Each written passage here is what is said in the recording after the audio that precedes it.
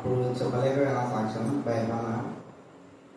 నాకు ఫస్ట్ అయితే హార్ట్లో కొంచెం హార్ట్ బీట్ ఫ్లో ఉందని కొంచెం డాక్టర్ వాళ్ళు చెప్పింది. అప్పుడు చాలా భయపడినా. ఇప్పుడు అంటే ఈ యాక్సిడెంట్ కంటే చాలా భయపడినా. అప్పుడు చాలా సఫర్ అయినా, ఒక 1 month అట్లా సఫర్ అయినా. అప్పుడు దేవుడు చాలా కాపాడినాడు, మీరు చేసినాడు. నెక్స్ట్ టైం తర్వాత మళ్ళీ కన్ను కొంచెం దెబ్బ తగిలితే అప్పుడు కూడా చాలా భయపడినా. అప్పుడు కాపాడినాడు. ఇప్పుడు కూడా ఇంత లోకానుసారంగా నడిచిన దేవుడు నాతోనే ఉండి దాన్ని కాపాడినందుకు దేవునికి ఉన్నాడు. నా కోసం ప్రేమ చేసిన వాటికి ఉన్నాడు. దేవుడి సాక్ష్యాన్ని దీవించి ఆచరిస్తున్నారు. అలాగే మేడగాడు ఉన్నారు. నా కోసం చాలా సమయం కేటాయించి ముందుకు వచ్చి మరి నన్ను చూసి నా కోసం వచ్చినారు. మేడగాడు ఉన్నారు. దేవుడి సాక్ష్యాన్ని దీవించి ఆచరించినాక ఆమె వాళ్ళు ఎహెచ్కేల్ గ్రంథం 3వ అధ్యాయము 1 చదువుతున్నాను. మరియు ఆయన నాతో ఇలాగూ సెలవిచ్చెను, నరపుత్రుడా, నీకు కనబడిన దానిని భక్షింపుము. ఈ గ్రంథమును భక్షించి ఇశ్రాయేలు యొద్దకు పోయి వారికి ప్రకటన చేయుము. నేను నోరు తెరవగా ఆయన గ్రంథము నాకు తినిపించి, నరపుత్రుడా, నేను ఇచ్చుచున్న ఈ గ్రంథమును ఆహారంగా తీసుకొని దానితో నీ కడుపు నింపుకొనుమని నాతో సెలవీయగా నేను దాన్ని భక్షించి తిని అది నా నోటికి తేనె వలె మధురముగా ఉండెను.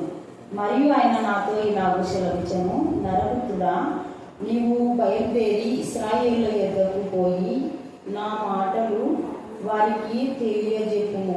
నీవు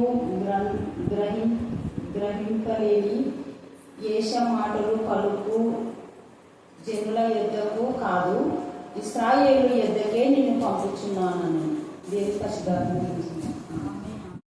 మాలో మాట్లాడుతున్నాడు. సచివుడు నేను సర్వశక్తులు అందరని దేవన ప్రభా, నీ యొక్క గాయకమ హస్తం, నీ దక్షిణ హస్తం, నీ కరుణ హస్తం, నీ పరిశుద్ధ బాహు దేవన ప్రభా, అతని మీ కుడి హస్తం అతని బిడ్డ తోడుగా ఉండి క్షేమస్థితి కలుగ చేయదు కాక దేవ. అలాగనే సొంత నిమిష విషయంలో మీరు అద్భుతకాలు చేసినందుకు ఎంత స్థుతించడం తక్కువ. ప్రతి ఆడపిల్లలకు దేవుని పై జ్ఞానం వివేకం మీరు దయచేయండి ప్రభావ. అతని ఒంటరిగా దూర ప్రాంతం వెళ్ళకూడదన్న ఇంగిత జ్ఞానాన్ని మీరు కలుగుతామని ప్రార్థిస్తున్నా దేవ. వాక్యం తెలుసుకొని వాక్యానుసారంగా జీవించడానికి మీకు కృపాసం దయచేది కాక దేవ. నా ప్రభావ మా బిడ్డలు చదువు నిమిత్తమై, ఉద్యోగం నిమిత్తమై ఎక్కడైతే నా ప్రభావ వారు ఉంటున్నారో వారి ప్రదేశంలో వారిని ఆశీర్వదించండి తండ్రి. ధైర్యపరచండి దేవ. వారికి క్షేమస్థితి దయచేయండి, పరిశుద్ధమైన జీవితం మీరు దయచేయండి. దుష్ట శక్తులు, దురాత్మల, ప్రేతాత్మల సమస్య విడిపించమని ప్రార్థిస్తున్నాం. నమ్మదగిన దేవ, మీకే స్తోత్రం, మీకే స్తోత్రం, మీకే స్తోత్రం, మీకే స్తోత్రం. దేవుడికి ఇచ్చిన జ్ఞానాన్ని సమస్కృతిని దేవ, గురువులకు ఇచ్చిన జ్ఞానం సమస్కృతిని నా ప్రభావం పెట్టడం దయచేది కాక దేవ. భద్రైన మరిలాగా ధైర్యంగా నా ప్రభావం అంటారే సమస్యలు ఎదుర్కొనే జ్ఞానం వివేకం మీరు దయచేయమని ప్రార్థిస్తున్నాయి. ఆ స్తోత్రం దుష్ట శక్తుల నుంచి, దురాత్మక, ప్రేతాత్మక సంబంధించిన ప్రభావ ప్రతి బిడ్డని మీరు కాపాడమని ప్రార్థిస్తున్నాయి. ఆ స్తోత్రం ఈ యొక్క రాశి కాల సమయంలో ముఖ్యంగా అతని పవన క్షేమంగా మమ్మల్ని చేర్చారు. మేము సుధిస్తున్నాం. మరణం నుంచి జీవంలోకి నడిపించిన దేవుడు తండ్రి దేవ. మరణం తొలగించిన దేవుడ ప్రభా స్తోత్రం దేవ. మీకే స్తోత్రం, మీకే స్తోత్రం. జీవం మరణంలో మీ యొక్క అధీనంలో ఉన్నాయి ప్రభా స్తోత్రం. మీ కృపను బట్టి నీకు మరోసారి 14 స్తుతులు స్తోత్రం చెల్లించుకుంటున్నాం. చేసిన వేళకు కృతజ్ఞతగా అనేకులకు అకుమార సాక్షిగా ఉండాలన్నా మీకు కృపాసం దయచేయమని ప్రార్థిస్తున్నాయి. స్తోత్రం. ఇలాంటి కాల సమయంలో వర్షం వస్తున్నప్పటికీ వీళ్ళని ఆస్తి కలిగి వచ్చారు నాయన. జ్ఞాపకం చేసుకొని కనికరించండి, కనికరించండి, కనికరించండి, కనికరించండి, కనికరించమని ప్రార్థిస్తున్నా. వారి ఆశలు మీరు తృప్తిపరచండి. పరిశుద్ధ ఆత్మతో శక్తులు తిరగడం అక్కడ ఆత్మ నేత్రం తెరవడం, ఆత్మ ప్రత్యక్షత మీరు దయచేయండి. ఎహెచ్కేల్ గ్రంథం ఎంతో మార్మికమైనది నా ప్రభా. కానీ మేము మా ప్రభ నా తండ్రి ఆత్మ నేత్రములతో నా ప్రభా వాటిని చదవడానికి నా ప్రభా అలాగే గ్రహించడానికి ఆత్మ చెవులు మీరు తెరవమని ప్రార్థిస్తున్నాం. దాన్ని స్తోత్రం. వాపైన దృష్టించి మాకు ఆలోచన చెప్పించిన పుస్తకమును తినమని చెప్తున్నాడు తండ్రి దేవుడు కదా. దేవుడు ఆహారంగా దయచేసినటువంటి పుస్తకం ఎహెచ్కేలుకు తండ్రి అనే దేవుడు ఆహారంగా దయచేసినాడు. అయితే ఆ పుస్తకంలో ఏముందంటే మహావిలాపములు, మనోదుఃఖములు, రోదనలు అని అందులో వ్రాయబడి ఉంటాయి. మహావిలాపము, మనోదుఃఖము, రోదనం. ఈరోజు ధ్యానాంశం ఏం చెప్పండి? మహావిలాపము, మనోదుఃఖము, రోదనము. మహావిలాపము,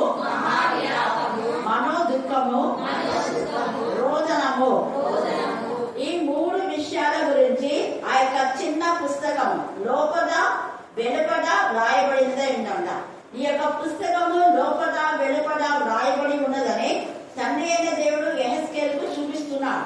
అది చాలా చిన్న పుస్తకమే. సేమ్ ఇదే పుస్తకాన్ని మనం ప్రకటన గ్రంథంలో చూస్తే 10వ అధ్యాయంలో ఉంది. మీరు తర్వాత చదువుకోండి, మనకు సమయం లేదు కాబట్టి. అక్కడ కూడా విప్పబడి ఉన్న పుస్తకము ఆ యొక్క మరి భూమికి ఆకాశానికి మధ్యన ఆయన చేతిలో విప్పబడిన పుస్తకం అంట. విప్పబడింది ఈ పుస్తకం అంటే ఎప్పుడు విప్పబడింది అంటే యోహాను యొక్క కన్నీటి ద్వారా. ప్రకటన 5 చదివితే మీరు అక్కడ క్లియర్ గా ఉంటది. 7 ముద్రలు వేయబడినటువంటి పుస్తకం అంటే జగత్తు పునాది వేయబడక ముందే దేవుడు రాసి పెట్టాడు. ఆ పుస్తకాన్ని ఇప్పటి వరకు అంటే ఆదాము అవ్వలకు ముందే ఉన్నటువంటి ఆ పుస్తకమును తెరవడానికి ఇప్పుడు అవకాశం వచ్చింది యోహాను యొక్క ఏడుపు ద్వారా.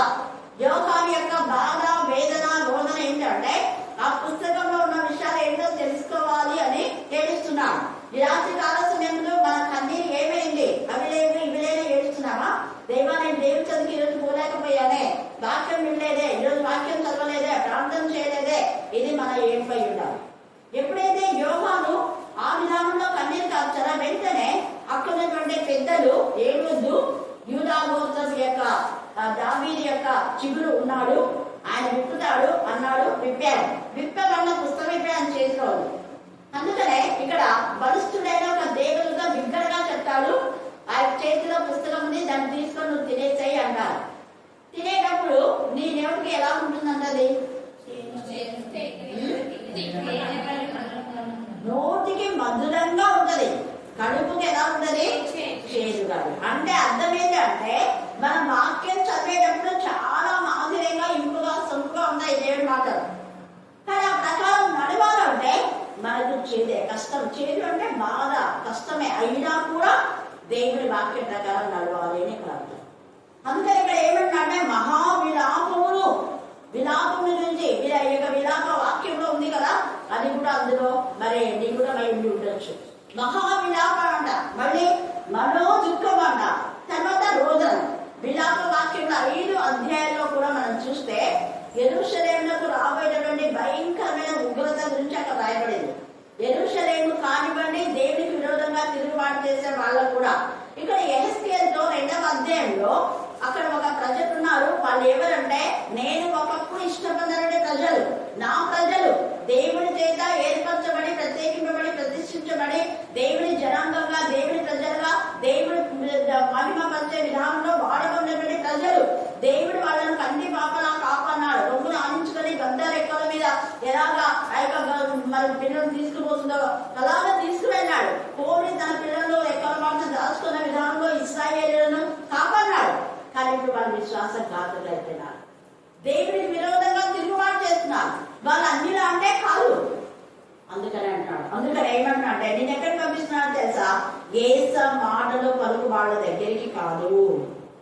ఏస మాటలు అంటే అన్యులు స్పష్టంగా దేవుడి వాక్యం చదువుతారా? చదవలేదు. అసలు అన్ని పక్క పెట్టేస్తే మన వాళ్ళే ఎంఏబీ చదివి డాక్టర్స్ కూడా కరెక్ట్ గా వాక్యం చదవలేదు. ఎందుకంటే ఎప్పుడోసారి బైబిల్ దుమ్ము దింపేసి ఆదివారం చర్చి తీసుకోవడం, వాళ్ళు ఆదివారం బైబిల్. అలాంటి వాళ్ళకి ఏమొస్తుంది? చదువులకే రాదు. సరిగా చదువు రాకపోయినా 3వ తరగతి నుంచి రోజు మనం ఎంత చక్కగా చదివించుకోవాలి. హల్లెలూయా, హల్లెలూయా, హల్లెలూయా. రోజు మనం లేఖన భాగాలు చదువుతూ ఉంటే అప్పుడు మనం తప్పులు లేకుండా కంటిన్యూగా చదువుతాం. అదే చదవడం చెప్పింది. రోజు దేవుని సన్నిధిలో ఉంటే ధైర్యం, విశ్వాసం, విధేయత, ప్రేమ, పరిశుద్ధతలో 100% ఎదుగుతాం. ఆ యొక్క వాక్శక్తి మనకు వస్తుంది. చెప్పనన్నా కాన్ఫిడెన్స్ మనకు ఉంటుంది. ఫస్ట్ వాక్యం చెప్పంటే చాలా సార్లు ఒప్పుకోలేదు సలోమి మనీ కూడా ఇద్దరు ఇక్కడ రోజు మనీ కూడా అప్పట్లో చాలా సార్లు ఒప్పుకునే వాళ్ళు కానే కాదు. తర్వాత మీరు చెప్పగలరు అన్నప్పుడు చెప్పారు. అయితే అక్కడ చెప్పే కంటే ఇప్పుడు చెప్పినటువంటిది ఎంత పవర్ఫుల్ మెసేజ్. హల్లెలూయా, హల్లెలూయా.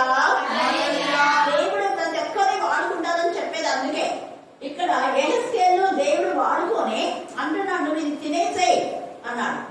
కానీ తిన్నప్పుడు ఆయనకి ఎలా ఉందంట? మాధుర్యంగా ఉంది. అబ్బా ఎంత మధురంగా ఉంది ప్రభా అన్నాడు. ఉండు, ఆగు, మధురంగా ఉంది. తర్వాత నువ్వు అనుభవించేది ఉంది. అప్పుడు ఆయన ఎట్లా భయంకరమైనటువంటి సిచ్యువేషన్ లో అనుభవిస్తాడు. మనంతా రానున్నటువంటి లేఖన భాగాలన్నీ మనం చదువుతాం. ఎంత భయంకరమైన రోజు. అప్పుడు ఏదైతే ఇక్కడ రాశాడో ఆ గ్రంథంలో అవి ఇప్పుడు స్టిల్ నా జరుగుతున్నాయి. ఉదాహరణ 4వ అధ్యాయంలో మనకు అక్కడ ఉంది. ఏమని 2వ వచనం చదవండి. మరియు అది ముట్టడి వేయబడినట్లును దాని ఎదుట గురుజులను కట్టినట్లును దిబ్బ వేసినట్లును దాని చుట్టూ నా ప్రాకారంలో పూల బొట్టు యంత్రములు ఉన్నట్లు నీవు రాయము అన్నాడు. ఇంకా అప్పటికి లేవు. అప్పుడు ఎంత పూలగొట్టలు ఉన్నాయా చెప్పండి. పూలగొట్టలు ఉన్నాయా లేదా? కానీ వస్తాయని ముందే చెప్తున్నాడు. ఇప్పుడు అప్పుడు దేవుడి ముందే జగత్తు పునాది వేయబడక ముందే గోడను కూలగొట్టాలంటే ఎంత ఇదిగా ఆ దానితోనే కారలా ఏమో దానితోనే గోడ గట్టిగా కొట్టి కూలగొడుతున్నారు. ఎంత శ్రమిస్తారు. చిన్న గోడలే కూలగొట్టాలంటే ఒక రోజు అవుతుంది. కానీ ఇప్పుడు అలా లేదు. గోడను కూలగొట్టే ఎంత నుంచి ఏం చేస్తుంది? సెకండ్లలో గూడ అయిపోతుంది. అందుకని ముందే దేవుడు చెప్పాడు ఈ యంత్రాన్ని కూడా మీరు కనుక్కుంటారు అని ముందే చెప్తున్నారు కదా. మీ యొక్క ఇళ్లలో మీ ప్రాకారంలో ఇలాగ మట్టం గుర్తు చేసేసి అన్ని కూడా నేలబట్టనే పోతాయి. ముందుగానే చెప్తారు. విన్న వాళ్ళకి ఎంత బాధ ఉండదు. మా ఇళ్ళన్నీ మా ప్రాకారాలన్నీ దేవాలయం అంతా ఇట్లా పడగొట్టబడుతుందా అని వాళ్ళు చెప్పిన వాళ్ళని పట్టుకొని బాగా తిట్టారు. అందుకని అదే బాధ. వాళ్ళు తిట్టారు, వాళ్ళు కొడతారు, తిట్టించుకోవాలా వాళ్ళు ఏం చేస్తే అది నీకు అంతే. వాళ్ళు వినకపోయినా మీకు చెప్పాల్సిందే. ఇది వాళ్ళకి చెప్పాలి. మీ యొక్క ఇల్లు ఏమి ఇక్కడ ఉండవు. ఎంత అంత చూడండి ఎంత చక్కగా కూలగొట్టు యంత్రములు ఉన్నట్లు నేను రాయము. మరియు ఇనుప రేఖబడి తెచ్చి నీకును పట్టణములకు మధ్య ఇనుప గోడగా దాన్ని నిలబెట్టి నీ ముఖము దృష్టిని పట్టణం మీద ఉంచుకొనుము. పట్టణం ముట్టడి వేయబడినట్లుగా ఉండును. నీవు దానిని ముట్టడి వేయి వాడుగా ఉండువు. అది ఇశ్రాయేలులకు ఏంటంట?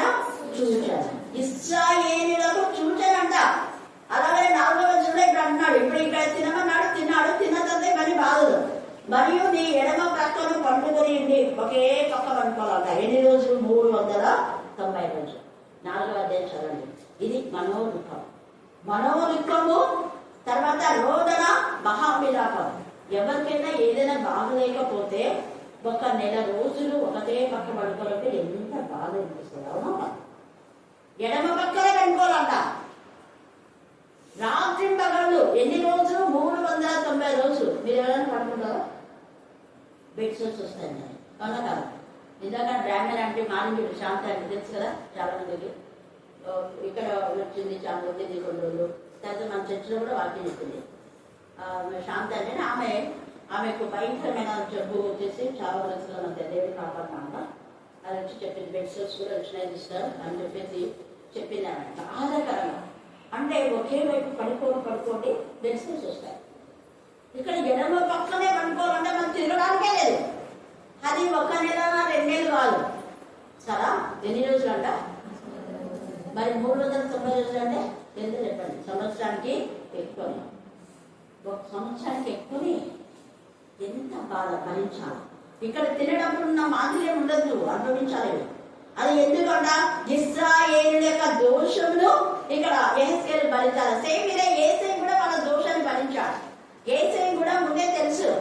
ఇదిగో నేను వాళ్ళందరూ కూడా కాళ్ళతో తంతారు, ఉమ్మి వేస్తారు, గడ్డం లాగుతారు, కళ్ళకు గంతు కట్టారు. గంతు కట్టి వెనకాల నుంచి కొట్టి నేను ఎవరు కొట్టారో చెప్పవా అని ఇలాగా ఒక బంతిని ఆడుకున్నట్టుగా నేను ఈడ్చుకొని పోతారు. వీళ్ళు కూడా నువ్వు రాజు దేవుని యొక్క కుమారువే అయినప్పటికీ కూడా ఎన్ని బాధలు భరించాలంటే అన్నింటికి వేసే సిద్ధంగా అవుతారు. హల్లెలూయా, హల్లెలూయా, హల్లెలూయా. కారణం వాళ్ళని ఆ పాపం నుంచి, శాపం నుంచి, వేదన నుంచి, రోధ నుంచి విడిపించడానికే, మన దుఃఖ దినను సమాప్తి చేయడం కోసమే ఇక్కడ కూడా ఇశ్రాయేలుల పక్షంగా నువ్వు దాన్ని భరించాలన్నాడు. ఇక్కడ ఎంత చక్కగా చెప్పినాడు. ఇశ్రాయేలు వారి దోషంను నీవు భరించినట్లుగా వారు దోషం చేసిన సంవత్సరంలో లెక్క చొప్పున నీకు 390 దినములు నిర్ణయించి ఉన్నాను. వాళ్ళు ఎంత చేశారో తెలీదు. దేవుడు మాత్రం 390 దినాలు నువ్వు ఎడ పక్కనే పడుకోవాలన్నా. అది ఇశ్రాయేలీయులు అంటే 10 గోత్రాలు. తర్వాత యూదులు, బెన్యామీలు 2 గోత్రాలు. వీళ్ళ కోసం 40 రోజులు అంట. ఇక్కడ కింద ఉంది. మళ్ళా తర్వాత చదువుకోండి. ఇది చెప్పేటప్పుడు ఇంకా మనం తేజగా ధ్యానం చేసుకుందాం. ఇక్కడైతే అంటున్నాడు కదా, ఎవరి దగ్గరికి నేను నిన్ను పంపిస్తున్నాను అంటే ఏస మాటలు మాట్లాడి అన్ని జనం దగ్గరికి ఒకవేళ పంపిస్తే వారు ఖచ్చితంగా వింటారు. కానీ అలాంటి వాళ్ళ దగ్గర నేను పంపేట. 7వ వచనం చదవండి. అయితే ఇశ్రాయేలులందరూ ఎలాంటి వాళ్ళంట? సిగ్గుమాలిన వారు. ఎంత బాధ! సిగ్గు లేదు అసలు వాళ్ళకు. ఆ భయంకరం ఇనుప కొలుపుల నుంచి నేను తీసుకొని వస్తే మరి మళ్ళీ అదే చీకటితోనే కావాలంటున్నారు. పాపం నుంచి బయటకు తీసుకొస్తే మళ్ళీ పాపమే బురదలైనా కావాలి. పందిలాగా పందిని ఎన్నిసార్లు గడపాలి? కానీ బురదలోనే ఉంటది. శుభ్రం చేసుకోవాలని ఎంగితే జ్ఞానం ఉండదు. పిల్లలు సరిదిద్దుకుంటే ఓ మా పిల్లలైనా అనే దీర్ఘాలు తీసి మాట్లాడే పనికి మామ తల్లులు ఉన్నారు. వాళ్ళని మంచోళ్ళు అనరు. యజబేల్ లాంటి తల్లు. యజబేల్ చేసిన పాపానికి ఎంత భయంకరమైన శిక్ష, అంత భయంకరమైన శిక్ష. అందుకే చెప్పమంటున్నాడు, వాళ్ళకి శిక్ష వస్తుంది, నువ్వు వాళ్ళతో చెప్పాలా. ఇశ్రాయేలు చేసిన పాపానికి శిక్ష వస్తుంది, వాళ్ళకి నువ్వు చెప్పాలా. చెప్పకపోతే నేను నిన్ను లెక్క అడుగుతా. నిన్ను అన్యజనుల దగ్గరికి పొమ్మంటా. వాడు ఎప్పుడో అన్యజనుల దగ్గరికి పోతే వాడు వెంటనే మారుమూసి పొందుతారు. నేను వాళ్ళ దగ్గరికి పొమ్మంటలా. తప్పిపోయిన ఇశ్రాయేలు ఒకప్పుడు దేవుడికి మహిమకరంగా జీవించి పడిపోయినటువంటి లోకంలో కలిసిపోయిన ఇశ్రాయేలీలు నామవాస్తే క్రైస్తవులు. వాళ్ళు చర్చికి పోతారు, వాక్యం చెప్తారు, ప్రార్థన చేస్తారు, పాడతారు. ఇన్ ద సేమ్ వే దేవుడికి విరోధమైనటువంటి క్యారెక్టర్ వాళ్ళకి చెప్పు. అసలు మీరు ఎందుకు క్రైస్తవులని పిలువబడుతున్నారు? ఎందుకు మీరు మందిరాలకు వెళ్తారు? ఎందుకేనా చెప్పు వాళ్ళకి. వాళ్ళు విన్నా వినకపోయినా వాళ్ళు వినరు. దురదచేయం వాళ్ళకు. ఒకవేళ చెప్పారనుకో దీనిపైన నేరారోపణ చేస్తారు. అట్లాంటి కఠినుడు. అందుకే సిగ్గులేదు వాళ్ళకి అంటున్నాడు. జెఫన్యా 2వ అధ్యాయం కూడా ఈ మాట రాయబడింది. జెఫన్యా 2:1. సిగ్గు మాలిన జనులారా కూడి రండి. పండుగ నేర్చుకున్నారు మన పిల్లలు. ఎంత చక్కగా చూడండి. దైవం చూడకుండానే చెప్పాను మళ్ళీ. నేను అందుకే పిల్లలకు అర్థం చేయమని ఇప్పుడు ఇక్కడ చేసిందే భక్షించమన్నాడు. అంటే తినేసినాడు, అంతా చదివేసినాడు, అంతా ఇప్పుడు కండతో వచ్చేసింది. అందుకే ఆ పుస్తకము నాకు తినిపించాను అంటున్నాడు కదా దేవుడు. ఎంత చక్కగా చూడండి. నేను నోరు తెరవగా ఆయన గ్రంథం నాకు తినిపించి, నోరు తెరవగా. నువ్వు నోరు మూసుకుంటే నీకెవరు తినిపించారు? స్తుతించు దేవుడిని, మహిమపరచు. స్తుతులు మూలంగా అవసరం దేవుడు. దేవుడిని స్తుతించంటే నోరు మూసుకుపోతాయి. ఎప్పుడో సగం వాక్యం అయిపోయాక రావడం కాదు. ముందు వచ్చి దేవుడిని స్తుతించాలి, మహిమపరచాలి, ఘనపరచాలి, ఆరాధించాలి, దేవుడిని కొనియాడాలి. దేవుడు చేసిన పేరు ఎన్నో ఉన్నాయి. దేవుని సన్నిధిలో మనం స్తుతిస్తుంటే స్తుతుల ద్వారా వచ్చి ఆయనకు బ్లెస్సింగ్స్ వెంట బ్లెస్సింగ్స్. నీకు బ్లెస్సింగ్స్ రావాలంటే నీ హృదయం కట్టడుకు బాగా ఉంది చేసిన మేలంటే స్తుతించాలి. స్తుతులు లాక్కుని వస్తాయి మేళ్ళ.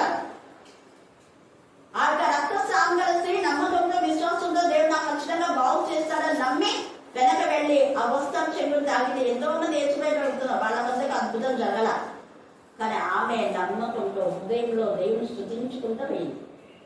దేవా నన్ను ఖరీదు ఇది తప్పు నాకు తెలిసి తప్ప కానీ నా పరిస్థితి నీకు తెలుసు కదా. అందుకే నేను ఎదుటికి రాలేను, ప్రజల మధ్యలో రాలేను. ఇక్కడ వచ్చి నీ వస్త్రం చెల్లు ఉంటే చాలా తప్ప అనుకుంది. దేవుడు అర్థమైనా చేసినాడు. ఎంత ఆయన వస్త్రంలో స్వస్థత, ఆయన ఉమ్మిలో స్వస్థత, ఆయన మాటలో స్వస్థత, వాక్శక్తి. చూడు పొందులు కావాలా ఉంటే కొంతమందికి చూపాయింది. ఇంకొకరికి ఏమో ఉమ్మి వేసి ఐబాల్ చేసి కన్ను తొమలో పెట్టాడు. ఏది ప్రభా నువ్వు పక్షపాతమే. వాళ్ళకేమో చూపు పొందులు అంటే చూపు వచ్చేసింది. మళ్ళీ నాకేమో ఉమ్మి వేసి ముద్దేసి మళ్ళీ కన్నులో పెడితే అప్పుడు కూడా మళ్ళీ ఏమన్నాడు? శిలోమైన కోడిని పోయి కడుక్కోన్నా. దేవుని మాట విధేయత చూపు నువ్వు అంతే. నువ్వు చేయవలసిన పని విధేయత. ఎవరికి ఎలాంటి స్వస్థత ఇవ్వాలా అది దేవుడు తెలుసు. మాట ద్వారా ఇస్తాడు, చేతుల ద్వారా ఇస్తాడు. ఆయన ఇష్టం అది. వైద్యం పెట్టి కూడా స్వస్థత కలుస్తాడు. హిజ్కియాకు అంజురపు ముద్ద పెడితేనే స్వస్థత అయింది. అంత దర్శనం ఇచ్చిన దేవుడు. నువ్వు మళ్ళీ ఇంకా నీ యొక్క ఆయుష్ 15 సంవత్సరాలు పెరుగుతుందని చెప్పిన దేవుడు. అలాగే నువ్వు క్షేమంగా ఉండిపోకుండా ఉండేవాడు. కానీ చేయలేదు అలాగా. అంజురపు ముద్ద పెట్టుకున్నాడు. దేవుని కాడలు ఆయన ఇష్టం. నయమాన అంతగా తగ్గించుకొని వెళ్ళాడు. ఒకసారి మునిగితేనే బాగా అతని యొక్క గర్వాన్ని, అహంకారాన్ని వంచాలని, విశ్వాసంలో బలపడాలని 5 మాటలు చూసి ఇంకా ఏంది అసలు ఒక నిమిషం కూడా మాలేదు తప్పదంగా అన్నాడు. అని వాడు అన్నాడు, అయ్యారు 7 మాటలు ముందు ఉంది, ఇంకా 5 మాటలు అయిపోయింది. ఒక 2 మాటలు కదా ఉండకండి, చూడు 6 సార్లు పెరిగినా కొంచెం వేద కన్నా కొంచెం అన్నా స్వస్థత వచ్చిందా? ఇంకొకసారి మురళి ప్లీజ్ నా కోసం అడుగుకుంటున్నాను. అది దేవుని మాట. చెప్పింది చేయాలంతే. నువ్వు సైన్యాధిపతి అయితే, రాజు అయితే, నువ్వు ఎవరైతే దేవుని పిల్లలు చెప్పింది చేయాలి. నోరు మూసుకుని చేయాలంతే. అన్నవాడు అడుగుకుంటున్నాడు న్యాయమానం కోసం. అన్నడికి నమ్మకం ఉంది. వెంటనే 7వ మారు మునిగి లేచేసరికి షాక్ అయిపోయినాడు. పసిపిల్ల లాంటి దేహం, చక్కని యొక్క శరీర మరి యొక్క శుద్ధి కలిగింది. ఆశ్చర్యపోయాడు. ఏదో ఊరికే రోగం అంటే బాగాలేదేమో అనుకున్నాడు. కానీ ఎంత చక్కని సౌందర్యంగా తయారైనాడు. హల్లెలూయా, హల్లెలూయా. అందుకనే దేవుని వాక్యము చదవడంలోనే నీకు సౌందర్యం. దేవుని వాక్యమే నీకు బలము. కీర్తన 96:6లో బల సౌందర్యం ఆయన సన్నిధిలో, ఆయన సన్నిధిలో ఉంది బలము సౌందర్యం. నువ్వు ఆయన సన్నిధికి రాకపోతే నీ ముఖం మాట్లాడలాగానే ఉంటుంది. నువ్వు ఆయన సన్నిధికి రాకపోతే నీకు అంత దుఃఖమే, మన దుఃఖమే, వేదనే, రోదనే, పీసా పైన ఉండదు. కొంతమంది అంటారు ఒక్క రోజు రాకపోతే మనసు అసలు ఏం బాగుంటుంది అక్క. మరి అట్లా ఉండాలి. దేవుడి ప్రేమ అంటే అంతే. దేవుడి పిల్లలు ఒక రోజు రాకపోతే దేవుడు ఎంత బాధపడుతాడు. మనమేమో క్యాజువల్గా తీసుకుంటున్నాం. ఒక రోజే కదా, 2 రోజులే కదా. దేవుడు ప్రేమగా తల్లి నిన్ను ఆశీర్వదించాలని ఆశీర్వాద బుద్ధ తీసుకొని వస్తే ఈ రోజు నా బిడ్డ ఆబ్సెంట్ అయింది. అప్పుడు ఇది ఏం చేస్తాడు? ఉన్న వాళ్ళకి వచ్చారు అంతేనా. 50 మంది తెచ్చినాడు, 50 మంది వస్తారని 50 మంది రాదా? ఏం చేస్తారు? ఉన్న వాళ్ళకి ఏమైతే డబుల్ క్రిస్మస్. ఒక్కరికి 3 మంది ఇచ్చేస్తారు. వచ్చిన కొనుక్కుంది. మనం అసలు నుంచి ఏ చిన్నవా నేను వాళ్ళకి 3 మంది ఇచ్చినాను కదా, నాకు ఈరోజు అంటే ఈరోజు నీకు ఒక ఎక్కువ లేదు. నేను నిన్న నీకు ఆశ్చర్యిస్తాను. నేను నా ఇష్టం వచ్చినప్పుడు ఆశ్చర్యిస్తాను. నువ్వేం చేయాలి? పని కనిపెట్టుకో. అనుదినం నా గడప ఇద్దరు కనిపెట్టుకుని నా ద్వారబంధంలో కూర్చొని నా ఉపదేశం వినగాలి. తెలియదు ఎన్ని రోజులు కనిపెట్టుకున్నాడో ఎహెస్కేల్ ఎంత మంచి దర్శనం. దేవదూతలు దేవుని యొక్క స్వరూప సౌందర్యాన్ని చూస్తున్నాడు. ఎంత అదృష్టం కదా నిజంగా. మనం చూసేటప్పుడు ప్రభావ నాకు కూడా ఈ దర్శనం ఇవ్వవా అనుకున్నాము లేదా? ఖచ్చితంగా అనుకుంటాను. దేవుడు ఇస్తాను. ఆత్మ నేత్రం తెరవన్నప్పుడు చూస్తారు. ఎందుకంటే ఎహెస్కేల్ ఒక్కటే కాదు దర్శనం. పౌలు చూసినాడు, పేతురు చూసినాడు దర్శనాలు, తర్వాత యోహాను చూసినాడు. హల్లెలూయా. దానియేలు వీళ్ళంతా దర్శనాలు చూసినాడు. ఇర్మియా, తర్వాత ఇంకా దావీదైతే ఎప్పుడు ఎన్ని దర్శనాలు వస్తాడు. హల్లెలూయా. కాబట్టి సిగ్గు మానవులారా కూడిరండి అంటున్నాడు. ఎందుకు కూడమంటున్నారంటే జకర్యా 4వ అధ్యాయము 1-2 వచనాలు చదివితే అక్కడ అర్థమవుతుంది. తిరిగి వచ్చి నిద్రపోయిన ఒకరిని లేపినట్టు నన్ను లేపి నీకు ఏమి కనబడుతున్నదని అడగగా నేను సువర్ణమయమైన దీపస్తంభమును దాని మీద ఒక ప్రమిదను, దీపస్తంభమునకు 7 దీపములను. నువ్వేం చదువుతున్నావు? జకర్యా 4వ అధ్యాయము, క్షమించండి, మలాకి 4వ అధ్యాయం. ఇది కూడా అండర్లైన్ చేసుకోండి. 4వ అధ్యాయం కరెక్ట్. ఇది కూడా దర్శనమే. జకర్యా చాలా దర్శనం వచ్చాయి. 4వ అధ్యాయంలో మలాకి 4:1 చదవండి. నియమింపబడిన దినము వచ్చుచున్నది, కూలిమి కాలునట్లుగా కాలుతుంటది, పెళ్ళే కాలుగా కాలుతాయి. దానికి వేరుండదు, చిగురుండదు. అంటే నువ్వు ఫలించాలనుకున్నా కూడా వేరన్నా ఉండాలి, చిగురన్నా ఉండాలి. వేరే చిగురు లేకపోతే నీ బతుకు కాలిపోయే బతికే. ఎంత బాగా చెప్తున్నాడు. అయితే దేవుడు భయభక్తి కలవాలైతే ఉదయం సూర్యుడు లాగా ఉండాలి. ఆయన రెక్కలు వాళ్ళకు ఆరోగ్యం ఇస్తాయి. ఇంకా అదంతా చాలా ఉంది, నేను చదువుకోండి. దుర్మార్గులకు శిక్ష, దేవుని పిల్లలకు ఆశీర్వాదం. మలాకి 4. అలాగే జకర్యా కూడా 4వ అధ్యాయంలో కూడా అదే ఉండి తర్వాత చదువుకోండి. అందుకే ఇక్కడ అంటున్నాడు కదా, ఎంత ఇదిగా నేను ఇశ్రాయేలు దగ్గర సిగ్గు లేదు, వాళ్ళంతా కఠినులు, వాళ్ళు ఎన్నిసార్లు చెప్పినా విన్నారు. వాళ్ళ బ్రతుకులు మార్చుకొని వాళ్ళంతా వేది నరకానికి. దుర్మార్గులు హఠాత్తుగా వాళ్ళ శిక్ష వస్తుంది. వాళ్ళు అనుకోరు ఆ శిక్ష వస్తుందని, అనుకోకుండా వస్తుంది. అందుకని ఇక్కడ అంటున్నాడు కదా, వారు నీ మాటలు ఎంత చక్కగా ఎత్తున్నాడు. అన్యులైతే విన్నారు, కానీ వీళ్ళు సిగ్గు మారు కఠిన హృదయులై నేను చెప్పిన మాటలు నాలకింప నల్లోకే విన్నారు. కనుక నీ మాటలు వాళ్ళు ఏం చేయరు, వినగలరు. ఇదిగో వారి ముఖం వలనే నీ ముఖంలో కఠినమైనదిగా నేను చేసేదను, వారి మృదులు వలె నీ మృదులను కఠినమైనదిగా చేసేదను. నీ మృదులు చెక్కుముకు రాతి కంటే కఠినంగా రెండు వజ్రం వలె చేసేదను. వారికి భయపడదు. నేను కూడా కఠినంగా చేసి మాట్లాడమని చెప్తా, భయపడచ్చు. ఎంత చక్కగా ఎత్తున్నాడు. వారందరూ అని ఇందాక ఆ పాప చెప్పింది అనమాట. అవి భయపడక మాట్లాడు. ఏదో చక్కగా వారందరూ తిరుగుబాటు చేయవారైనను వారిని చూసి జడియకము. వారు తిరుగుబాటు చేసే వాళ్ళే కానీ చెప్పాలి. అందుకని మరి నరపుత్రుడు ఆ చెవికి నేను నీతో చెప్పే మాటలన్నీ నేను చెవులారా విని నీ మనసులో ఉంచుకొని బయలుదేరి చెరువులో ఉన్న నీ జనుల ఎద్దకు పోయి ఈ మాటలు ప్రకటించు. ఇది చాలా ఇంపార్టెంట్. ఈ వాడు 11 మీరు చేయాలంట. చేయకపోతే దేవుని యొక్క ఉంటారు. మళ్ళీ చెప్తారు, మీరు విన్నారు కదా, విని నీ హృదయంలో పెట్టుకోవడం కాదు. పోయి చెప్పు.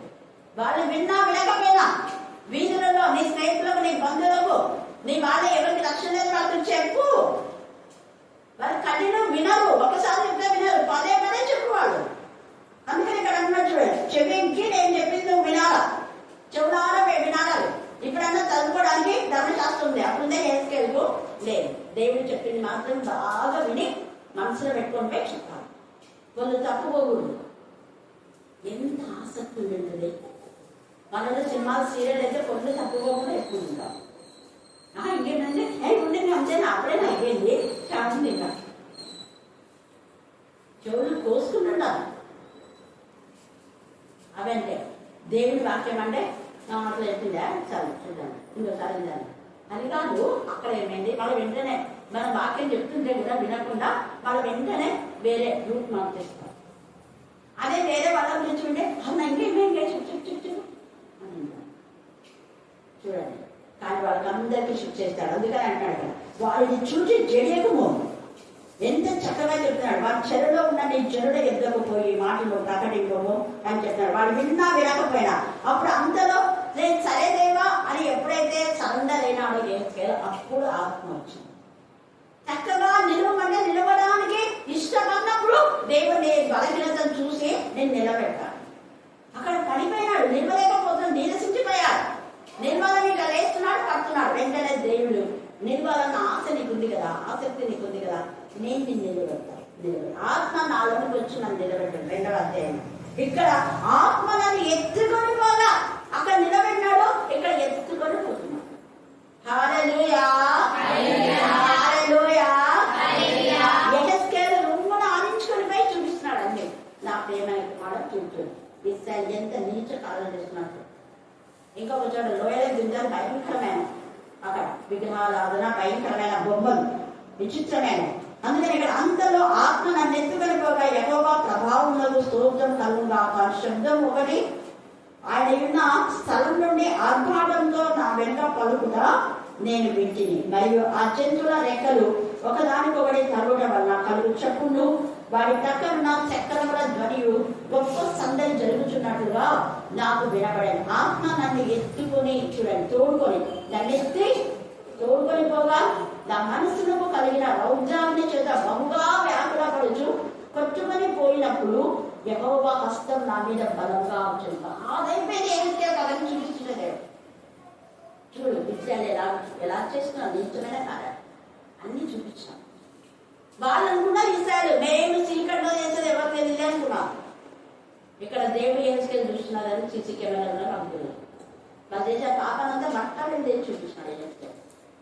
కోపం చేసి యెహెజ్కేలు దేవుడు ఎంతగా నేను పరిశుద్ధ పరిచయం వాక్యంతో నింపి ఇంత చేస్తే మళ్ళీ నీచు మీద పాపం బ్రతులో బురదలో మళ్ళీ అన్నారు. వీళ్ళంతా కళ్ళులాగా కుక్కలాగా కక్కిందే తింటున్నారు.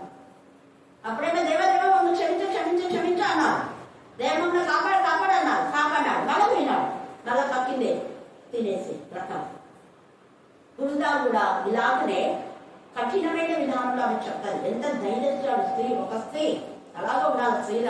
స్త్రీలు అంటే పిరికి వాళ్ళు కాదు, ధైర్యంగా ఉండాలి. ఎక్కడికంటే ఎక్కడికి పోతే ధైర్యం ఉంటేనే పోవాలి, లేకపోతే పోద్దండి. బతుకులు పాడైపోతాయి నిమిషంతో గుర్తుపెట్టుకోండి. అది ఆడపిల్లలకంతా ఒక చెప్ప పెట్టు. జ్ఞానం కలిగి ప్రవర్తించాలి, ఇష్టానుసారంగా ఒంటరిగా పోవడం కాదు. అందుకనే అక్కడ దీన గురించి మనకు తెలుసు. ఆమె కృష్ణని కాబట్టి వాక్యం తెలిసింది ఆల్రెడీ. దీన ఒంటరిగా కదా పోయింది, తామర ఒంటరి కదా పోయింది. ఎంతైంది? ఒకవేళ భార్య భర్తలైతే పోండి, లేదా ఇంకా మీ బంధువులు ఎవరైనా మీ వాళ్ళు మీ ఫ్యామిలీ ఉంటే ఫ్యామిలీతో పోవాలి. ఫ్యామిలీ లేకుండా నేను అందుకే ఎవ్వరు ఎప్పుడు పోకూడదు. ఎవరైనా ఒంటరిగా ఎక్స్కర్షన్ అవి పోవద్దని చెప్పేది. అందుకే మేము ఎప్పుడు పోలేదు, మా నాన్న ఎప్పుడు పంపడు కూడా. అసలు మా నాన్నతోనే తీసుకోకూడదు, ఎక్కడికి బయటకు వెళ్తున్నాం. ఇక్కడ గుడికి వచ్చిన తర్వాత అది కూడా ఏంటంటే వాక్యం చెప్పడానికి వేరే ఉంది. పెళ్లిళ్ళకు పేరెంటానికి ఎక్కడికి లేదు. వాక్యం చెప్పడానికన్నా నేను ఒక్కదాన్ని నాతో పాటు 5-6 మంది వస్తాను. హల్లెలూయా, హల్లెలూయా. ఎప్పుడో నేను ఇప్పుడు పెద్దగా రిటైర్ అయిన తర్వాత అప్పుడైతే నేను ఎప్పుడు ఎవరో ఒకరు విక్టోరియా వాళ్ళు అనుకునేవాడు. లేనప్పుడు నేను ఒక్కదాన్ని పోతా, కానీ నాకు తెలిసి అక్కడ వాళ్ళు వెచ్చి చేసుకుంటారు, మళ్ళీ నన్ను ఎక్కిస్తారు. తెలుసుకున్నారు. హల్లెలూయా. ఎందుకంటే నాకు కారు జర్నీ ఇవన్నీ నాకు ఇష్టం ఉండదు. వాళ్ళు చెప్తారు కారు పంపిస్తారు, నాకు ఇష్టం కాదు. బస్సు అంటేనే చాలా క్షేమం, ఇష్టపడతాను. ఎందుకంటే బస్సు చక్కగా కూర్చొని ఎక్కువ బాగా క్లీన్ చేసుకుంటాం. ఈ కారులో కూర్చున్న వాళ్ళు అది కొంచెం స్లో చేయి, కొంచెం అది ఇవే అయిపోయింటాయి. బస్సులు ఏముండదు, మన కాళ్ళు కారు కూడా అంతే. కూర్చున్న వాళ్ళంతా పిల్లడు కొంచెం చిన్న నడుగు అది ఇది గతులు ఇదే గునుకుంటూనే సరిపోయింది. బస్సులో ఏముండదు, మనం మంచిగా ప్రే చేసుకోవచ్చు. హల్లెలూయా, హల్లెలూయా. ఇక్కడ కుండలు చూడండి ఎంత చక్కగా మనం చూస్తే యెహెజ్కేలు 33 1 వచ్చిన చదవండి. యెహెజ్కేలు 33:1 కూడా సేమ్ ఇదే మాట యెహెజ్కేలుతో అన్నారు. యెహోవా వాక్కు నాకు ప్రత్యక్షమై ఇలాగ సెలవిచ్చాను, నరపుత్రుడా, నీవు నీ జనులకు సమాచారం ప్రకటించి వారితో కనుము నేను ఒకనొక దేశము మీదకి ఖడ్గము రప్పించగా నేను పంపిస్తున్నాను కాబట్టి ఖడ్గం వస్తుందని వాళ్ళు విన్నప్పుడు వాళ్ళ బ్రతుకులు సరిదిద్దుకోవాలి. దుర్మార్గుడా నువ్వు చస్తావని చెప్పు. మనకి దుర్మార్గుడా చస్తావని చెప్పినా కూడా వాడు తమ దుర్మార్గులను విడిచిపెట్టకపోతే వారి ప్రాణముకు వాడే ఉత్తరవాది. నిన్ను నేను చెప్పాడు. కానీ దుర్మార్గుడు అనేది వ్యక్తిగతంగా సమాజపరంగా చెప్తున్నారు. నా కాన్సెప్ట్ అర్థమైంది అనుకుంటా. దుర్మార్గుడా అనే పదము వ్యక్తిగతమైన హెచ్చరికన సంఘంలో అందరితో చెప్పేదా? అది వ్యక్తిగతంగా కౌన్సిలింగ్ ఇవ్వాలి. నువ్వు అడ్డులోగా నేను అని చెప్పే జుమిల కాదు. వాడు తప్పు చేసినా నీకు తెలుసు కదా, వాడి చుట్టూ ఉన్నారు కదా, మరి వాడిని పట్టుకొని మాట్లాడు. వీడైతే చెంపకేసుకుంటూ అది అక్కడ చేయాల్సింది. దుర్మార్గుడు తన దుర్మార్గుడితో విడిచిపెడితే వాడు ప్రాణాన్ని దక్కించుకున్నాడు. 33 చదవండి, అక్కడ తేటగా ఉంది. చెప్పకపోతే నేను నిన్ను లెక్కడుంటా, వారి రక్త దోషం నీ పైన ఉంది. అదే బ్లడ్ మనీ అంటే అర్థమైంది కదా. సేమ్ ఇది కూడా ఖురాన్లో ఉంది. బ్లడ్ మనీ అంటే అదే. కానీ వాళ్ళ అవివేకులు ఖురాన్లో లైంగిక విధానంలో ఒక పరస్త్రీని పాడు చేస్తే వాడు మరణ శిక్ష దండన ఉంది. అదే చెప్పినట్టు కాదు నాకు తెలిసి. ఖురాన్లో కూడా ఇది ఉంటేనే వాడికి చావాల్సిందే వాడు అక్కతో. అంటే నిర్దోషైన అమ్మాయికి పరిశుద్ధతను కాపాడుకోకుండా అమ్మాయిని పాడు చేస్తే వాడికి చావాల్సిందే. అలాగనే అక్కడ మనం చూస్తే ఈ యొక్క దీనా వాళ్ళ యొక్క అన్నలు అలాగే చేశారు కదా. అలాగే తామారు వాళ్ళ అమ్మను కూడా చంపేశారు. అక్షరాలు వాడికి మరణ శిక్షనే వాక్యంలో ఉంది.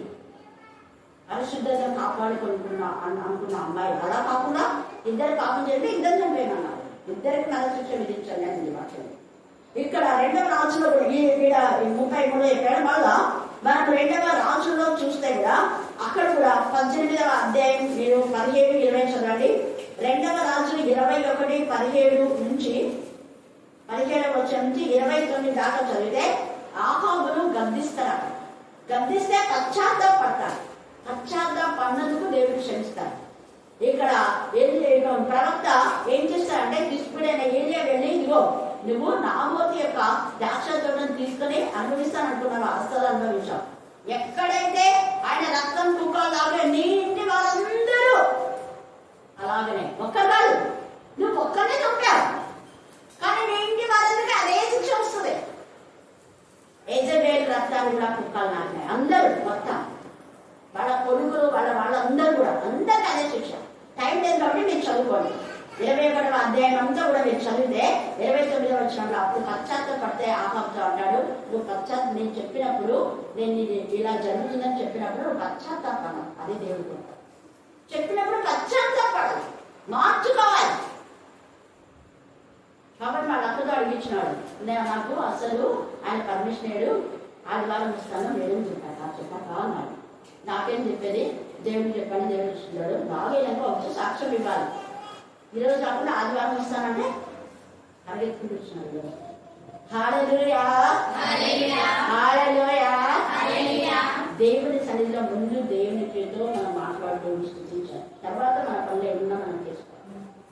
ఇక్కడ ముందు వెంటనే చెప్పిన వెంటనే మార్చుకున్నాడు. రాసు అని బుద్ధి మారింది. నువ్వంతా ఈ యజమాని చేసుకొని అది పెద్ద విగ్రహారాధన కాదు. ఆ యొక్క అబద్ధ ప్రవక్తల యొక్క మాటలు విని దేవుని విధమైన పాపం చేశావు. నువ్వు బ్రతకవు, భయంకరమైన కావస్తావు. నువ్వు నీ ఇంటి వాళ్ళంతా ఏం చేస్తావు? ఆహారం పశ్చాత్తాపడతాడు. చివరి వచనాలు మీరు చూడండి, తర్వాత మీకు అర్థమవుతుంది. 22 యజమానులకు భయంకరమైన శిక్ష. ఇక్కడ కూడా మనం చూస్తే ఇక్కడ 2వ దినవృత్తాంతంలో 34వ అధ్యాయంలో 2వ దినవృత్తాంతం 34వ అధ్యాయంలో అక్కడ యోషియా ఉంటాడు. అలాగనే 2వ రాజుల్లో కూడా ఇదే మాట రాయబడింది. 2వ రాజుల్లో కూడా 22వ అధ్యాయం 23వ అధ్యాయం చదివితే మీకు తేటగా అక్కడ అర్థమైపోతుంది. అక్కడ వాళ్ళ యొక్క యోషియా రాజు దేవుని మందిరాన్ని బాగు చేయడానికి 2 స్త్రీలు కారణం. హల్లెలూయా, హల్లెలూయా. వాళ్ళ తల్లి ఎదిద దేవుని ఎందుకు భయభక్తి కలిగింది. 8 సంవత్సరాలలో అతను దేవునికి ఇష్టంగా ఉంటాడు. 12 సంవత్సరాల్లో దేవుని మందిరాన్ని బాగు చేయాలని పంపించినప్పుడు అక్కడ ఒక గ్రంథం దొరుకుతుంది. అదంతా పెద్ద స్టోరీ, మీకు ఎప్పుడైనా నేను మళ్ళా చెప్తాను. అయితే గ్రంథం దొరికినప్పుడు వాళ్ళు ఊరుకోలేదు. అయితే రాజుగారు అదంతా మేము బాగు చేస్తున్నాం, శుద్ధి చేస్తా ఉంటే ఒక గ్రంథం దొరికిందని గ్రంథం తీసుకొస్తే ఆ గ్రంథంలో ఏముంది అంటే అక్కడ అంతా దేవుని ఉగ్రత గురించి రాయబడింది అని చెప్తారు. రాజు వస్త్రాలు చింపేసుకుంటాడు. దీని గురించిన అర్థం ఎప్పుడు జరుగుతుంది ఏంటి అన్ని విచారించండి. ఎవరైందా యాజకులకు ధర్మశాస్త్రం తెలుసు, శాస్త్రులకు ధర్మశాస్త్రం తెలుసు. అలాంటి వాళ్ళు మీరు పోయి 5 మంది చెప్పాడు. ప్రధాన యాజకుడిని, తర్వాత శాస్త్రులను, ఇంకా అతని దగ్గర ఉన్నటువంటి సేవకులను, ఇంపార్టెంట్ పర్సనల్ సెక్రటరీస్ ని పంపిస్తారు. చూసారా, నేను యాజకుడే, నాకంతా తెలుసు, నేనెందుకు పోతా ఒక స్త్రీ దగ్గరికి అన్నాడా హిల్కియా? అనలేదు. శాస్త్రి నాకంతా తెలుసు, నేనెందుకు ఆమె దగ్గరికి పోతాను అడగడానికి, నేను పోను అన్నాడా? అనలేదు. ఒక స్త్రీ పురుదా ప్రవక్తిని చాలా ఎంత ధైర్యస్తురా. రాసైతే ఎవరైతే ఇవ్వండి చెప్తున్నాను చూడండి, మీకు మీ వాళ్ళకు ఈ శిక్ష రాబోతుంది. అక్కడ చదువుకొని చాలా ఉంది. అది విని రాజు వస్త్రాలు చించేసుకొని బాధపడి మనసులో ఎంతగానో కుంగిపోయి దేవా ఈ పరిస్థితి నుంచి తప్పించాలని విన్నపం చేశాడు కదా. కాబట్టి ఆ రాజు కాలంలో ఇది జరగదు, కానీ తర్వాత అయితే జరుగుతుంది చెప్పేస్తాడు. ఉంటారు తేడాగా చెప్పేస్తుంది. అక్కడ ఒక స్త్రీ చెప్పిన మాటకు వాళ్ళందరూ కూడా కట్టుబడతారు. మీరు దేవుని మందిరాన్ని సరిచేయండి, దేవుడితో ఒక నిబంధన చేసుకోండి. అప్పుడు వాళ్ళంతా మీరు ఆ 2వ రాజులు 22, 23 అధ్యాయం చదివితే, అలాగనే 2వ దినవృత్తాంతంలో 34, 35 చదివితే ఒక నిబంధన చేస్తున్నారు. దేవుడితో నువ్వు నిబంధన నెరవేరుస్తున్నావా? నిబంధన చేయడమే కాదు, అది ఎంత మంచి ఉత్సవం పస్కా, ఎన్ని సంవత్సరాలుగా జరగని పస్కాను వాళ్ళు ఆచరిస్తారు. ఆమె చెప్పిన మాటకు విధేయత చూపించారు. ఒక స్త్రీ చెప్పిన మాటకు కట్టుకొని దేవునితో నిబంధన చేసుకొని పస్కాను వాళ్ళు చక్కగా ఆచరిస్తారు. అది ఎలాగంటే అంతకుముందు రాజులు సైన్యాలు ఉన్నప్పుడు కూడా జరగలేదంట. అంత మహిమకరంగా ఘనంగా జరిగించుకుంటారు. 35వ అధ్యాయం 18 రోజు చదవండి. 38, 5, 18. ప్రవక్తయగు సమూయేలు దినములలో మొదలుకొని ఇశ్రాయేలులో పస్కా పండుగ అంత ఘనముగా ఆచరింపబడలేదు.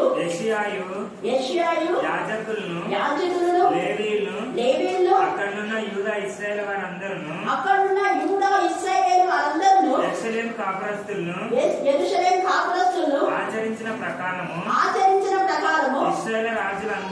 ఇశ్రాయేలు రాజులందరిలో ఒక్కడైనను పస్కా పండుగ ఆచరించిండలేదు. అర్థం చేసుకోండి. ఒక్కడైనా ఇలా చేయలేదు. వాళ్ళు ఎంతమంది ప్రవక్తలు చెప్పినా కేటాలు అనుకున్నారు. కానీ ఇక్కడ ఒక స్త్రీ చెప్పిన మాట విని యాజకుడు వినేత చూస్తున్నాడు. నేను యాజకుడు కదా గమనించాలా? యాజకుడు నాకు అన్ని తెలుసు, నువ్వేం చెప్పేది వాక్యము అని చెప్పలేదు. అది ధైర్యం చూడాలి. నేను శాస్త్రం కదా ఎన్ని సంవత్సరాలుగా దీంట్లో ప్రవహించగలిగినా అని చెప్పలేదు. వెంటనే అందరూ కలిసి పస్కాను ఆచరించారు. దేవుని శాంతి పరచండి అని చెప్పినారు. ఆ ఘనంగా చేశారు. మనది కూడా ఎప్పుడు జరగనంత విధానంలో మన కరుణాపీఠం ఏకాడే జరిగింది కదా. దేవుని తీసుకుంటాం చక్కగా 2 మెసేజ్లు అన్నమాట, పొద్దున రాత్రి. 2 పాస్టర్లు 2 పాస్టర్లు, 4 దైవ సేవకులు. దేవునికి మహిమ కలుగుతుంది. ఇంకా అనేక మంది ఎప్పుడు ఆనందంగా వచ్చారు. హల్లెలూయా హల్లెలూయా హల్లెలూయా. దేవుడు ఎంత సంతోషపడతాడు. వీళ్ళు చేసిన దానికి దేవుడు గ్రంథంలో లిఖించాడు. వీళ్ళు క్రమంగా ఆచరించాలని రాయి అని చెప్పాడు, రాశారు. అందుకనే లిఖిత పూర్వకంగా ఉంది. మీరు 2వ రాజ్యం 22-23 చదివి తర్వాత 2 దినవృత్తాంతంలో 34-35 చదివితే తేటగా మీకు అర్థమైతే వాళ్ళు నిబంధన చేసుకున్నారు. చెప్పిన మాట తూచా తప్పకుండా చేస్తారు. రాత్రి కాలంలో హెచ్చరిక చేయమంటే చేస్తాను, నువ్వు చెప్ప వాళ్ళకి రాగా అంటే అలాగే చెప్పినారు. గద్దించింది వాళ్ళకి, సరిదిద్దింది. పొందా దెబ్బలో కూడా అంతే. ఏంటి బాగా నువ్వేమి మేల్కొనున్నావా లేదా? ఏంటి ఎలా ఉన్నావు? నువ్వు నిలబడుతూ ఉన్నావా? శిక్షణ దగ్గరికి వెళ్ళవా? యుద్ధం చేయవా? గద్దించింది. వెళ్తాను కానీ దెబ్బలా నేను ఒక్కని కదా నిలుచున్నావా? ఒక స్త్రీని ఒక సైన్యాన్ని వ్యక్తిస్తున్నాడు. దెబ్బలా నువ్వు రావా? నువ్వు వస్తే నేను పోదా? నేను వస్తాను కానీ నీకేం అందరూ ఒక స్త్రీ చేత చంపబడతాను. అవునా? ఇంత కష్టపడి మళ్ళీ సీజన్ అంతే. దేవుడి కార్యాలు అలాగే ఉంటాయి. స్త్రీలని దేవుడు కనుకొస్తాడు. స్త్రీ అని అబలని ఇష్టానుసారంగా చేద్దామనుకున్నావు, భయంకరమైన శిక్ష దేవుడు అనుకోడు. అది కూడా ఇట్లా ఎదుటి శిక్షలకు వచ్చిన శిక్ష, యజబేలుకు ఆహారకు వచ్చిన శిక్ష, చాలా మందికి ఇంకా అవునవును. దేవునికి విరోధంగా పాపం చేసిన వాళ్ళందరూ వాళ్ళ వంశాలే పాడైపోయారు. అక్కడ ఆదికాండంలో మనం చూస్తే దీనా చేసిన విధానంలో కేవలం వంశాలు మొత్తం చంపేస్తున్నాం. కాబట్టి సమయమందు దేవునికి లోబడదా, మనం దేవుని మాటను నిర్లక్ష్యం చేయదు. కానీ తప్పని తెలిస్తే నువ్వు ఖచ్చితంగా నువ్వు చెప్పాలి. చెప్పకపోతే నువ్వు ఉత్తరవాలి. చివరి అదొక్కడి చదివి మనం ధ్యానాన్ని ముగించేద్దాం. 3వ అధ్యాయము 18-19 వచనాలు చూడండి. యెహెజ్కేలు 3 అవశ్యముగా నీవు మరణం అవుదువని మీరు దుర్మార్గుని గూర్చి ఆజ్ఞ ఇయ్యగా. చూడండి, దుర్మార్గులు చస్తావని ఇక్కడ ఉన్న వాళ్ళని ఎవరైనా మన వీధులలో నువ్వు ఇలాంటి పనిలో ఉన్నావురా, తాగుబోతు, తిరగవద్దు, వదలవద్దు, స్త్రీలలో ఎట్లా ఉన్నావు, నీ శరీరంతో పైపై చస్తావంటే మాకు చేపలు పెడతావా? మేమేం రావు, నువ్వే చస్తావు అంటారా లేదా? ఖచ్చితంగా. పురుగు పని చస్తావురా, అక్కడ పురుగు అగ్ని ఆడదు, పురుగు చాలు, నీ శరీరం అంతా పురుగు ఆగుతాయిరా అంటే ఏం కాదు నీకే పో అనే వాళ్ళు ఉన్నారు. కానీ ఇక్కడ అన్నాడు, నువ్వు వాడికి చెప్పితే అతడు జీవించినట్లు తన దుర్మార్గతను విడిచిపెట్టవలనని వారిని హెచ్చరిక చేయకు. అర్థం చేసుకోండి. వాళ్ళకు నువ్వు చెప్పకపోతే మరి ఏమంటారు ప్రభా, నాకు ఎందుకు నువ్వు నోరు మూసుకుంటే చెప్పకపోతే హెచ్చరిక చేయక ఉండిన ఎడలా ఆ దుర్మార్గుడు తాను చేసిన దోషం బట్టి మరణమవును, కానీ అతని రక్తములకు నిన్ను ఉత్తరవాదిగా ఉంచుదును. అందుకే బోధకుడై ఉండొద్దండి అన్నాడు. బోధకుడమైతే నువ్వు ఇంటింటికి వెళ్ళి చెప్పు. నీకు ఎవరైతే కాంకరించారో ఆ ఇంటికి వెళ్ళి ఇంట్లో మీ ఇంట్లో వాళ్ళు కాంకరించారు కానీ మీ ఇంట్లో వాళ్ళు సరిగా లేదని చెప్పు. కాంకలు తీసుకొని సంబరపడిపోవడంలా ఆ ఇంట్లో ప్రాంతం పెట్టి ఆ ఇంట్లో వాళ్ళకు బుద్ధి చెప్పు. మీ ఇంట్లో మీ పిల్లలు మీ భర్త ఇలా ఉన్నారు అని, లేదా మీ భార్య ఇలా ఉంది అని అది చెప్పాలి. చెప్పకపోతే దేవుడు నిన్ను ఉత్తరాగా. నువ్వు ఎందుకు బోధగా ఉన్నావు? బోధగా ఉండొద్దు అన్నాడు. అందుకే ఉంటే చెప్పు. ఉండలాగా ధైర్యంగా చెప్పు. యెహెజ్కేలాగా ధైర్యంగా చెప్పు. ఇర్మీయాలాగా ధైర్యంగా చెప్పు. యెహోషువలాగా ధైర్యంగా చెప్పు. మీరు ఎవరైనా సేవించుకోండి, నేను నా ఇంటి వారిని యెహోవాను సేవిస్తాను. మీరు ఎవరిని సేవించకపోతే నాశనమైపోతారు అంతే. సాక్షుల తేలిగా ఉంది. దుర్మార్గుడు తన దుర్మార్గత విడిచిపెడితే వాడు చస్తాడు. చెప్పినా కూడా వాళ్ళు అలాగే ఉండే వాళ్ళ రక్తానికి నువ్వు ఉత్తరవాడేవి కాదు. అయితే నీవు దుర్మార్గుని హెచ్చరిక చేయగా అతడు తన దుర్మార్గత నుండి దుష్క్రియల నుండి మరణని ఎడలా అతడు తన దోషం బట్టి మరణమవును, కానీ నీవు ఆత్మను తప్పించుకుందువు. నీ ఆత్మ నీకు చేయమని అంటాడు. అంతే. ఎవరన్నా ఏమనుకో నేను చెప్తాను, నా ఆత్మ దేవుని చదిలో ఉంటాను. వినకపోతే మీ ఆత్మ నరకని అంతే. ఎవరు వినకుంటే వాళ్ళు బయటకు రాదు. దేవుడు ఈ లేఖన భాగాన్ని దీవించి ఆశీర్వదించుగాక. ఆమేన్, ఆమేన్, ఆమేన్. కాబట్టి మన ప్రభు సాక్షులుగా మనం ఉందాం, ధైర్యంగా చెప్దాం. ఈ సమయం ముందు చివరి ప్రార్థన వినపడాక మన ప్రార్థన విత్తబడిన వాక్యము మన హృదయాలలో ఫలించాలన్న వాక్యం కొరకు ప్రార్థన. శాంతి వచ్చి ప్రార్థనలు నిర్వహిస్తారు. పరిశుద్ధులు పరిశుద్ధులు పరిశుద్ధులు పరిశుద్ధులని నిలబడి దూతల చేతను మా వంటి మానవాళి చేతను 24 పెద్దల చేతను నిత్యం మహిమ మహిమని దేవరచన మా ప్రియ పరలోకపు తండ్రి, నీ ఘనమైన శ్రేష్టమైన ఉన్నతమైన బలమైన నామానికి వేలాది వందనాలు స్తుతులు స్తోత్రాలు చెల్లించుకుంటున్నాను తండ్రి. గడిచిన కాలం అంతయు నీ దగ్గర కిందలో మమ్మల్ని ఆశీర్వాదపరిచిన విధానాన్ని బట్టి నీకే స్తుతులు స్తోత్రాలు చెల్లించుకుంటున్నాను తండ్రి. ఈ రోజు ఈ విధంగా నా తండ్రి కూడుకొని నేను స్తుతించుటకు, నేను ఆరాధించుటకు, నేను మహిమపరచుటకు ఇచ్చిన సమయాన్ని బట్టి నీకు కృతజ్ఞత స్తుతులు స్తోత్రాలు చెల్లించుకుంటున్నాను నా తండ్రి. మరి విన్న వాక్యం నా ప్రభావ మీరు ఫలించాలి. మీ ద్రాక్ష నిజమైన ద్రాక్షావళి నా తండ్రి, మేము తీగలు మేము తండ్రి మీలో ఫలించే కృపను వాక్యం మాకు అనుగ్రహించండి తండ్రి. విన్న వాక్యాన్ని నా ప్రభావ ఫలించే జీవితాలు కలిగి జీవించే కృపను భాగ్యం దయచేయండి తండ్రి. మేము విన్న వాక్యాన్ని నా ప్రభువా మరి విడిచిపెట్టకుండా నెమరు వేసుకునే జీవితాన్ని మాకు అనుగ్రహించమని అడుగుతున్నాను నా తండ్రి. ఫలింపని ప్రతి తీగను పారవేశాలని సెలవించాను నా తండ్రి. మరి మేము పారవేసే జీవితంలో కాకుండా నా తండ్రి ఫలించే జీవితాన్ని కలిగించే కృపను భాగ్యాన్ని మాకు అనుగ్రహించమని అడుగుతున్నాను నా తండ్రి. మేము తప్పిపోతుంటాం కానీ మీరు హెచ్చరించిన ప్రభువా మీలోకి మమ్మల్ని మర్చుకోండి తండ్రి. తగిన జ్ఞానాన్ని అనుగ్రహించండి నా తండ్రి. ఫలింపచేసే జీవితాన్ని ఫలించే జీవితాన్ని మాకు అనుగ్రహించండి తండ్రి. మీరు మాకు శక్తిని అనుగ్రహించండి నా తండ్రి. మేము పడిపోయిన ప్రతిసారి నా ప్రభువా పడిపోకుండా నా ప్రభువా హెచ్చరిక చేస్తూ మమ్మల్ని మీ మార్గంలో నడిపించుకోండి తండ్రి. ప్రతి ఒక్కరిని మరి మాలా ఫలించే జీవితాన్ని మేము ఇతరులకు చెప్పే కృపను భాగ్యం మీరు మాకు అనుగ్రహించండి నా తండ్రి. మరి ఇంతవరకు నా ప్రభావ ఆత్మీయంగా జీవిస్తున్నామంటే మనం చిన్న ఉన్నప్పటి నుంచి అక్కడ దగ్గరకు వచ్చిన ప్రభావ ఫలించే జీవితాలు కలిగి ఉన్నాం నా తండ్రి. మరి విడిచిపెట్టిన ప్రతిసారి ప్రార్థనలో ప్రార్థిస్తున్న అక్కవారిని మేము ఈ విధంగా ఉన్నాం నా తండ్రి. మరి మేము ఫలించి ఇతరులకు చెప్పే కృపను భాగ్యాన్ని మీరు మాకు అనుగ్రహించండి నా ప్రభావ.